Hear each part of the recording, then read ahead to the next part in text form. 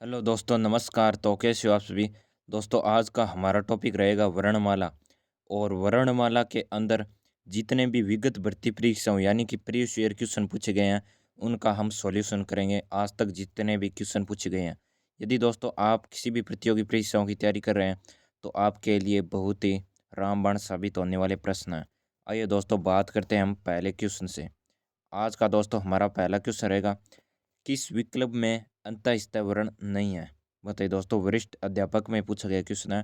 तो इसमें अंतः वर्ण नहीं है, ऑप्शन नंबर 2 हो जाएगा। वो आपका अंतः वर्ण नहीं है। बाकी र है, य है, वह है। अंतःस्थ पूछा है दोस्तों। इसमें य व र ल चार होते हैं, तो चारों के चारों अंतःस्थ हैं।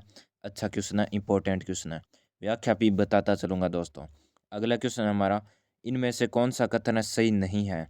बताइए दोस्तों, ड उच्छिप्त व्यंजन ये सही है दोस्तों। मैं स्पर्श व्यंजन ये भी सही है अल्प प्राण व्यंजन ये दोस्तों गलत है। संघर्ष व्यंजन ये भी सही है, यानी कि ऑप्शन नंबर 3 है वो अपना राइट आंसर हो जाएगा दोस्तों। है अल्प प्राण नहीं है वो आपका महाप्राण व्यंजन है दोस्तों, आपको याद रखना है। अगला क्वेश्चन आपका क्वेश्चन 3, किस विकल्प के सभी वर्ण मूर्धन्य है। बताइए दोस्तों, किसमें सभी सभी का पूछा है, तो इसमें हो जाएगा ऑप्शन नंबर 2 र ड स ट, यह आपके मूर्धन्य है। अगला क्वेश्चन है दोस्तों, आपके सभी ये क्वेश्चन पूछे गए परीक्षा में, किस विकल्प के सभी वर्ण व्यंजन नहीं है, स्पर्श व्यंजन नहीं है। क्वेश्चन को ध्यान से पढ़ना है दोस्तों। इसमें हो जाएगा ऑप्शन नंबर 4, इसमें सभी शब्द वो आपके स्पर्श व्यंजन नहीं है, आपको याद रखना है। अगला क्वेश्चन है दोस्तों आपका क्वेश्चन 5, हिंदी वर्णमाला से संबंधित कौन सा कथन गलत है। बताइए दोस्तों, कौन सा कथन गलत है। इसमें आपका राइट आंसर हो जाएगा ऑप्शन 2, समस्त स्वर अघोष वर्ण है। यह आपका गलत है दोस्तों। समस्त स्वर है वो आपके सघोष वर्ण है, न कि अघोष। इसके अलावा दोस्तों आप जो फैक्ट है वो याद करते चलेगा। क वर्ग है तथा ए कंठ वर्ण माने गए हैं, ये सही है। च वर्ग को स्पर्श संघर्षी कहा जाता है। ड को उच्छिप्त व्यंजन कहा जाता है। ये डेड है, आपको याद रखना है दोस्तों। इंपॉर्टेंट क्वेश्चन रहता है परीक्षा की दृष्टि से। अगला क्वेश्चन आपका क्वेश्चन 6, कौन सा कथन सही नहीं है।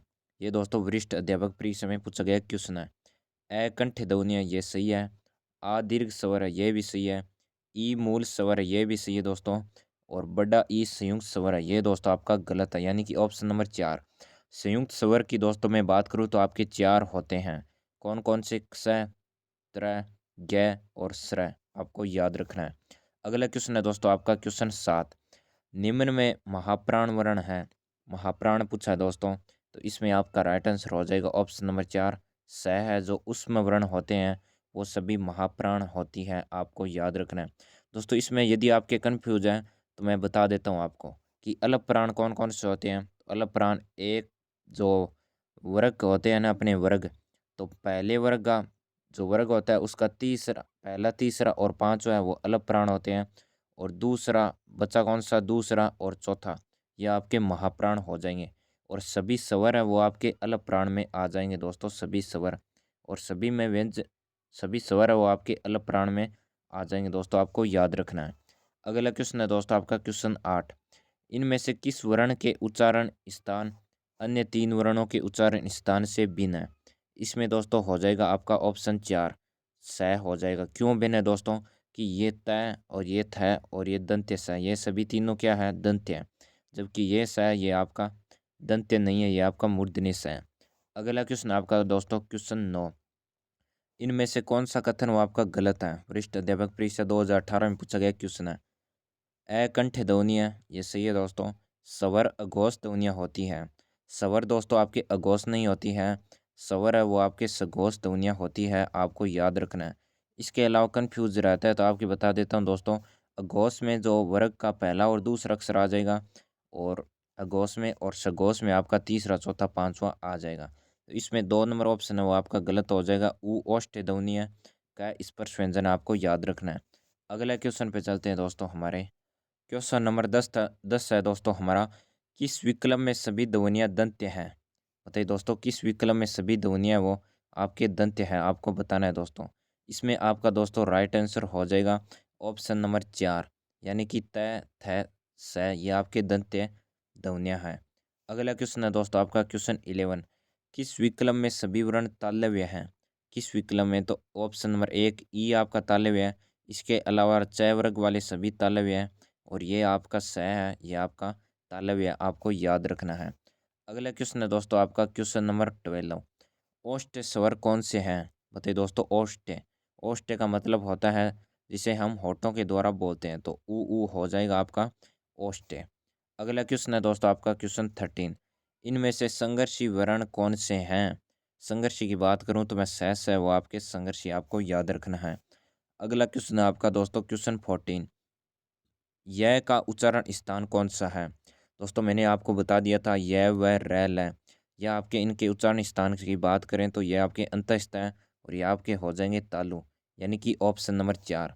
ये सभी क्वेश्चन आपके परीक्षाओं में पूछे गए हैं। ये क्वेश्चन आरपीएससी एसआई 2011 में पूछा गया क्वेश्चन है। पंचांग शब्द में उच्चारित ध्वनियों का लेखन निम्न में से किस में हुआ है? इसमें दोस्तों सही से बात करें तो पंचांग ये आपका हो जाएगा। ऑप्शन नंबर 3 है वो आपका राइट आंसर हो जाएगा। अगला क्वेश्चन आपका क्वेश्चन 16। द्वित्व का प्रयोग किस शब्द में नहीं हुआ है? बताइए दोस्तों। द्वित्व, द्वित्व का मतलब होता है दोस्तों कि दो बार नहीं आया है। इसमें सच्चा, सच्चा में देखो च दो बार आया है। इसमें कुत्ता भी दो बार आया है। वल्गा नहीं आया है, बग्गा भी दो बार, यानी कि ऑप्शन नंबर 3 आपका राइट आंसर हो जाएगा। अगला क्वेश्चन है दोस्तों आपका, निम्न में से कौन सा कथन गलत है? बताइए दोस्तों। इसमें गलत की बात करते हैं। धैर्य सगोश महाप्राण दैत्य है, यह आपको दोस्तों ध्यान से करना सही है। बै वो सगोश ओष्टे महाप्राण है, यह आपका दोस्तों महाप्राण नहीं है। मतलब कि ऑप्शन 2 गलत हो जाएगा। ई अघोष तालव्य प्राण है। ख कंठे महाप्राण अघोष है, यानी कि ऑप्शन 2 आपको राइट आंसर हो जाएगा। अगला क्वेश्चन है दोस्तों क्वेश्चन 18। स्वर रहित रय का प्रयोग हुआ है। स्वर रहित रय का प्रयोग हुआ आपके पुनर्निर्माण में हुआ है, यानी कि ऑप्शन नंबर 2 आपका राइट आंसर हो जाएगा। अगला क्वेश्चन है दोस्तों आपका, यदि नीचे के होंठ पूरी तरह काट दिया जाए तो किस ध्वनि के उच्चारण में कठिनाई होगी? ये दोस्तों क्वेश्चन पूछा गया है एसआई 2011 में और वापिस आपकी परीक्षा में रिपीट होगा। तो होंठ को पूरी तरह काट दे तो अपने ओष्ठ वर्ण है उनका उच्चारण नहीं होगा। ओष्ठ वर्ण आते हैं वो पैप है बै में, यानी कि ऑप्शन नंबर 4 वो आपका राइट आंसर हो नहीं, दो दोस्तों, ऑप्शन 2 आपका राइट आंसर हो जाएगा। बै ध्वनि का उच्चारण नहीं कर पाएंगे, जो पै वर्ग होता है उसका पूरा उच्चारण नहीं होगा। अगला क्वेश्चन है दोस्तों, उच्छिप ध्वनि कौन सी है? उच्छिप ध्वनि किस में प्रयोग हुआ है? तो आरजू में, खसरा में, पढ़ाई में, जफर में। पढ़ाई में होता है। उच्छिप ध्वनि की बात करूँ तो दोस्तों आपके दो ही अक्षर होते हैं, एक होता है ड और एक होता है ड। दो अक्षर वो आपके उपक्षिप्त होते हैं, दो वर्ण आपको याद रखना है। अगले क्वेश्चन पे चलते हैं दोस्तों हमारे। अगला जो क्वेश्चन रहता है हमारा कि भाषा में स्वतः उच्चारित ध्वनियों को किस नाम से जाना जाता है? जो स्वतः स्वतः उच्चारित ध्वनियों को हम स्वर कहा जाता है। ये दोस्तों आपका इंपॉर्टेंट क्वेश्चन बनता है परीक्षा की दृष्टि से। अगला क्वेश्चन है आपका, जिन स्वरों के निर्माण में ओठ गोलाकार हो जाते हैं उनको क्या कहते हैं? इसमें दोस्तों हो जाएगा वृत्ताकार, जिसमें आपके होठ है वो गोलाकार हो जाते हैं। अगला क्वेश्चन है दोस्तों आपका, व्यंजन ध्वनियों का वर्गीकरण प्रमुखतः कितने आधार पर किया जाता है? व्यंजन ध्वनियों का वर्गीकरण है आपके दोस्तों दो पर किया जाता है। कौन कौन से? एक उच्चारण स्थान के आधार पर और उच्चारण पर्यंतरण के आधार पर, आपको याद रखना है। अगला क्वेश्चन है दोस्तों आपका, द्वित्व का प्रयोग किस शब्द में नहीं हुआ है? ये दोस्तों देखिए पीछे भी आया था एक परीक्षा में और अभी तृतीय श्रेणी में पूछ लिया गया, यानी कि सेम रिपीट हो रहे हैं, तो वल्गा हो जाएगा दोस्तों। मैं आपको द्वितीय, ये जो द्वित्व शब्द है इसका अर्थ समझा देता हूँ। दो समान व्यंजनों का साथ प्रयुक्त होना द्वित्व कहलाता है। जैसे थक्का, चक्का, मक्का, दिल्ली। इसमें देखिए दोस्तों कै दो बार, च कै भी दो बार, इसमें लय दो बार है। अगला क्वेश्चन है दोस्तों आपका, निम्न में से कंठ तालव्य स्वर कौन से हैं? बताइए दोस्तों, कंठ और तालव्य स्वर कौन से हैं? तो इसमें हो जाएगा आपका ऑप्शन नंबर 2 कंठ तालव्य ए आई हो जाएगा। अगला क्वेश्चन है दोस्तों आपका, संयुक्त वर्णों के अलावा हिंदी में मूल स्वर कितने हैं? बताइए दोस्तों, संयुक्त वर्ण के अलावा, तो इसमें हो जाएगा ऑप्शन 4 दोस्तों 44 है। ये सब इंस्पेक्टर यानी कि एसआई परीक्षा में पूछा गया क्वेश्चन है। हिंदी में 11 स्वर हैं और 33 व्यंजन है दोस्तों। 44 वर्ण आपके कुल हो जाएंगे, जिनमें से 4 संयुक्त वर्ण हैं। संयुक्त वर्ण कौन कौन से मैं बता चुका हूँ, एक बार फिर बता देता हूँ। कस, त्र, ज्ञ और स्र। इसमें दोस्तों आपको याद रखना है कि स को हम क और स से लिखते हैं, यानी कि आधा क और प्लस स, और इसमें त और र से लिखते हैं। ये दोस्तों वेरी वेरी इंपॉर्टेंट है परीक्षाओं दृष्टि से। ज को ज और य से लिखते हैं और स्र को स और र से लिखते हैं। आपकी परीक्षा में ये क्वेश्चन जरूर पूछा जाएगा, आप एकदम अच्छी तरह से याद कर लेना। अगला क्वेश्चन है, वर्ण के कितने प्रकार हैं? वर्ण के दोस्तों दो प्रकार आपको याद रखना है। अगला क्वेश्चन आपका, उच्चारण के कालमान को क्या कहा जाता है? उच्चारण के कालमान को दोस्तों मात्रा कहा जाता है, आपको याद रखना है। अगला क्वेश्चन आपका, जिस स्वर के उच्चारण में दो मात्राएं लगती हैं उसे का क्या कहा जाता है? जिसमें दो मात्राएं लगती है उसे हम गुरु स्वर कहते हैं। यह आपके पटवार परीक्षा में पूछा गया क्वेश्चन है। आइए दोस्तों अगले क्वेश्चन पे चलते हैं। अगला क्वेश्चन है दोस्तों हमारा, इनमें से कौन सा कथन है वो आपका गलत है? अकंठ ध्वनि है, ये सही है दोस्तों। स्वर अघोष ध्वनि है, ये दोस्तों बार बार आ रहा है। स्वर अघोष ध्वनियाँ नहीं है। ये आपको ट्रिक बता देता हूँ कि स से स्वर और स से सघोष यानी कि सघोष है। उ ओष्ठ ध्वनि ये सही है। क स्पर्श व्यंजन है।